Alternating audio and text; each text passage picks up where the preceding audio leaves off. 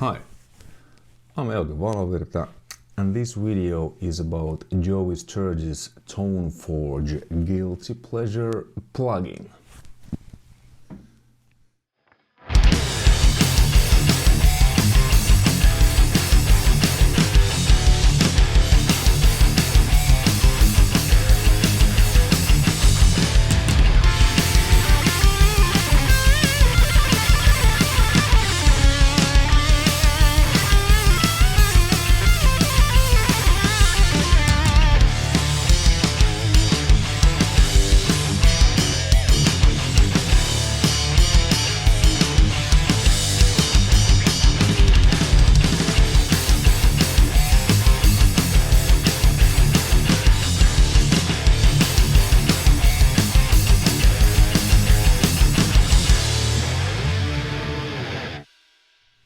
Well, yeah, Toneforge's Guilty Pleasure, indeed.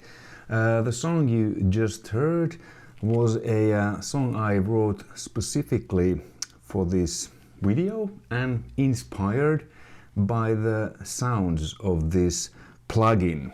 As you probably heard, it's quite a bit towards the classic British 80s amp, which I also have, and this captures the essence of that amp really well. So you can see here I have it open, so it looks like a classic British amp, and the tones I used on the song, I used three different tones, two rhythm guitar tones and one lead guitar. So what you heard is what you saw. So I recorded one track while I was filming, and then I just doubled the rhythm guitar parts afterwards, just to get a better idea of the sounds, and it just sounds a bit better when you double rhythm guitars. So the first rhythm guitar tone on the left is like, sounds like this.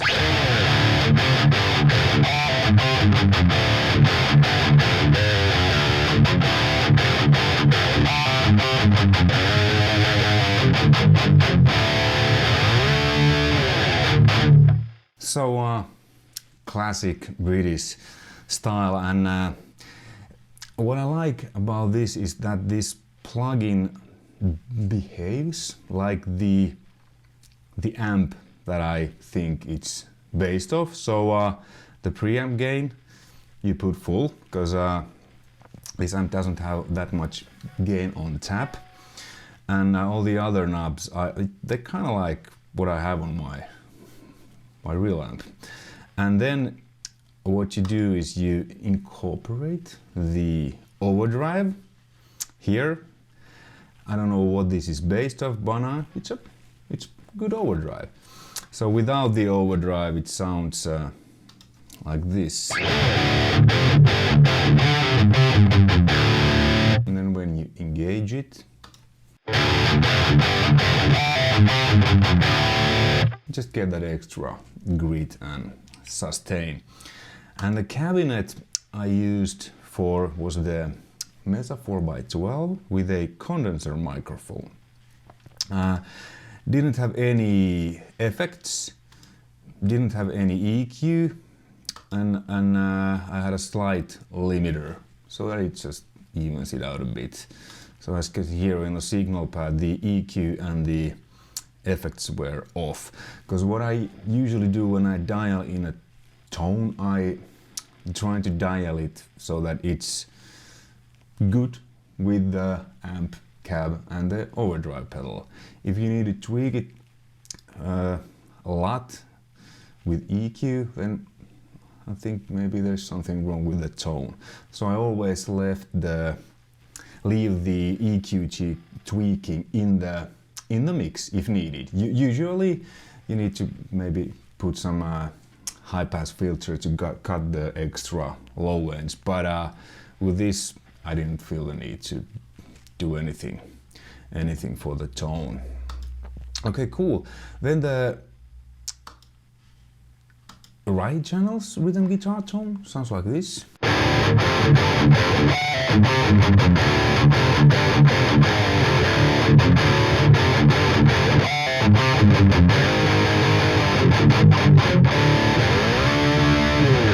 As you can hear, it's a little bit different.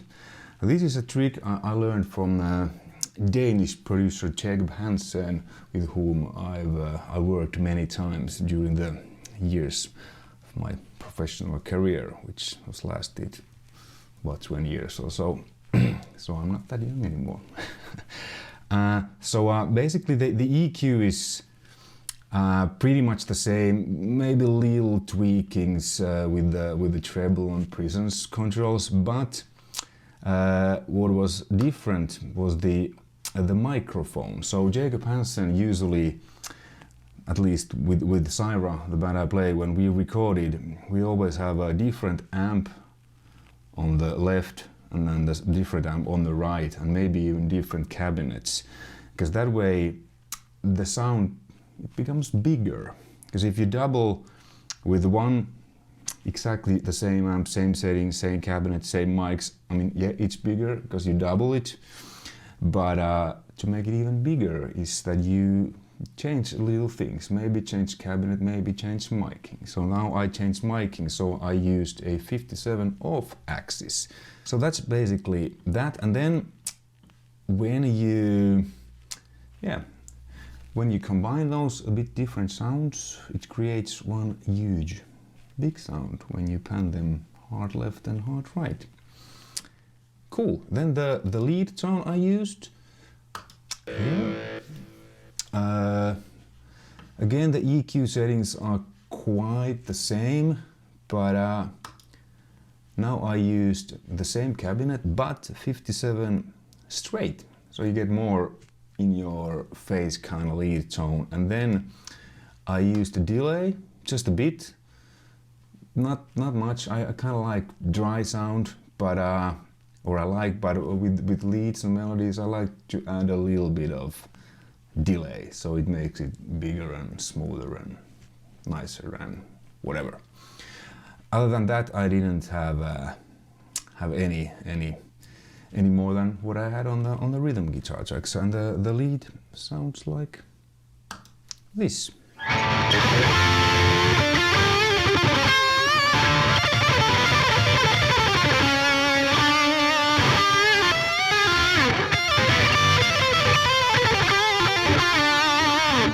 Oops. Oh yeah, you get the idea. That was kind of a lead what I did. It was pretty much one take, improvised, you know, pentatonic, Dorian, blues scales. So there's a slight delay, and it's when it's 57 directly towards the speaker, you get more aggressive tone which cuts through really well. So those were the tones I used on the song, and now let's switch this thing around and let's go to the screen what I have here. So here's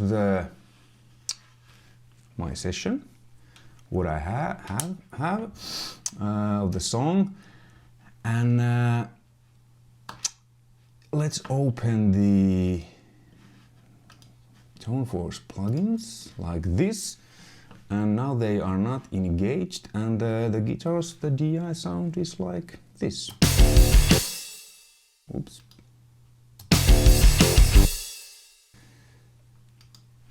Sorry.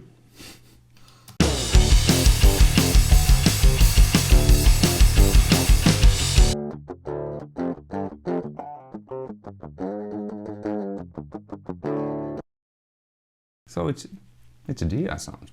And then when you engage the left one,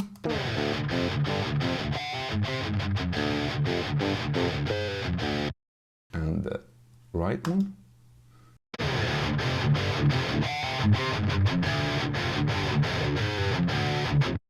and then let's switch mute between them so you can hear the differences.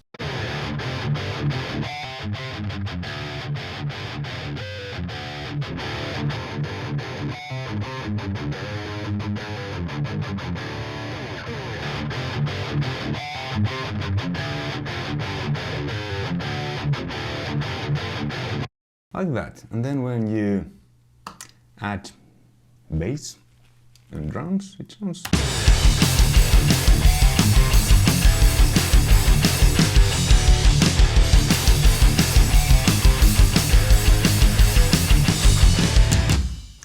like that.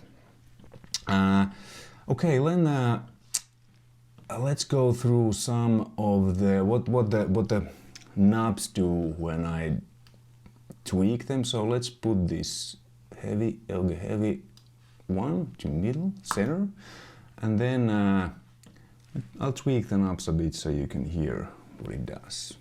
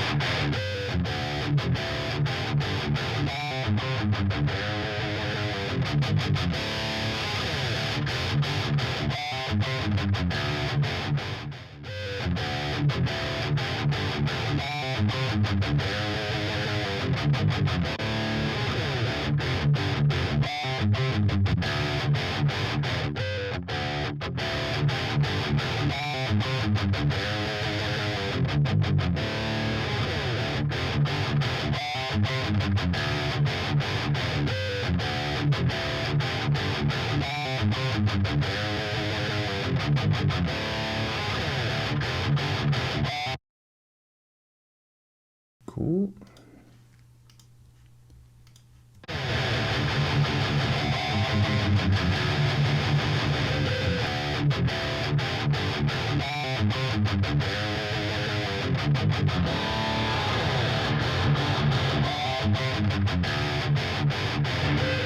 Okay, that was some examples of what the different knobs do and you know, delay and stuff. Let's take the lead tone now under microscope, if you will, and let's go through the wah a little bit, which I think is pretty cool. So what we're gonna do is we put the loop to the lead.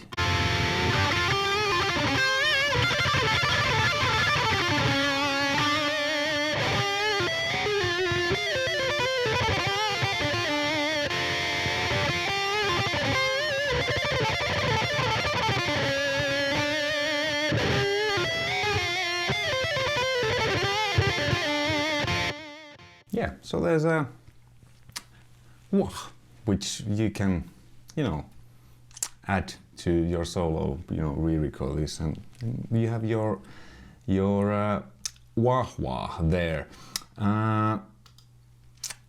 The EQ section, which I didn't use now, but let's go through what that has. So basically, you have your high pass filter or high shelf here.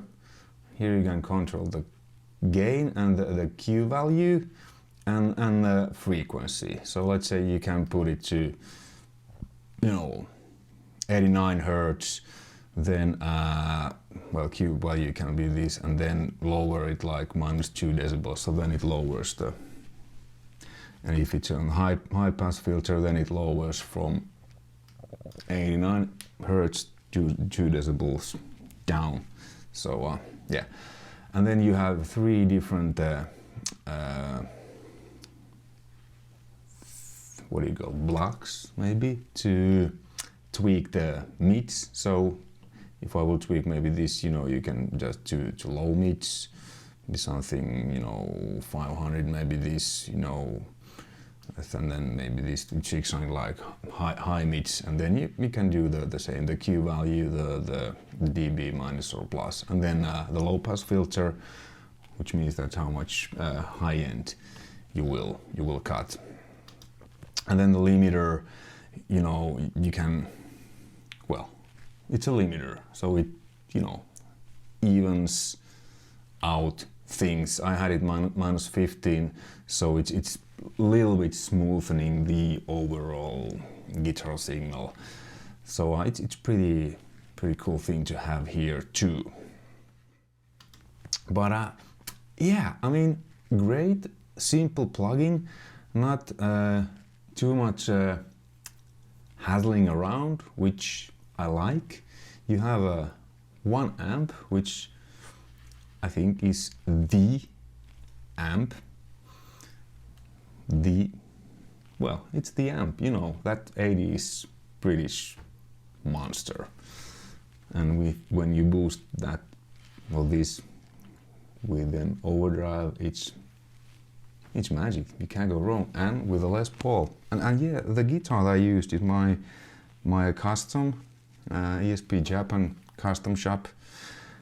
This was in drop D tuning for this song, this video, and with EMG 57 and 66 active pickups. Yeah, so that was it. Thanks for watching, and if you like this video, you know what to do. Subscribe my channel, JST channel, links maybe there or somewhere, we'll see, and more info about the plugin on the description below. Take care, and easy does it. Bye.